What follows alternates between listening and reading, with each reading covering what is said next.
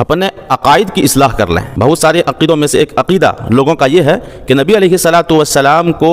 ما کان وما یکون کا علم تھا، یعنی جو کچھ پاسٹ میں ہو چکا اور جو کچھ فیوچر اور مستقبل میں ہونے والا ہے ان تمام چیزوں کا اللہ کے نبی صلی اللہ علیہ وسلم علم رکھتے تھے۔ اب عالم الغیب تھے، کلی طور پر عالم الغیب تھے، یہ بعض لوگوں کا عقیدہ ہے۔ ہمارا عقیدہ یہ ہے کہ آپ کے پاس غیب کا علم اتنا ہی تھا جتنا کہ اللہ نے آپ کو نوازا تھا، A to Z آپ علم نہیں رکھتے تھے۔ ایک آیت قرآن کریم کی جو سورہ اعراف سورہ نمبر 7 آیت نمبر 188 سارے بابے کو فارغ کر دے رہی ہے۔ اللہ کے نبی آپ فرما دیجئے میں تو خود اپنی ذات کے لیے کسی نفع و نقصان کا اختیار نہیں رکھتا مگر جو اللہ چاہے، اور اگر میں غیب کی باتیں جانتا ہوتا تو میں اپنے لیے بہت ساری بھلائیاں جمع کر لیتا، حاصل کر لیتا، اور مجھے کوئی تکلیف نہیں پہنچتی، کوئی ضرر نہیں پہنچتا، کوئی نقصان نہیں پہنچتا۔ میں تو صرف ڈرانے والا اور بشارت سنانے والا ہوں ان لوگوں کو جو ایمان لائیں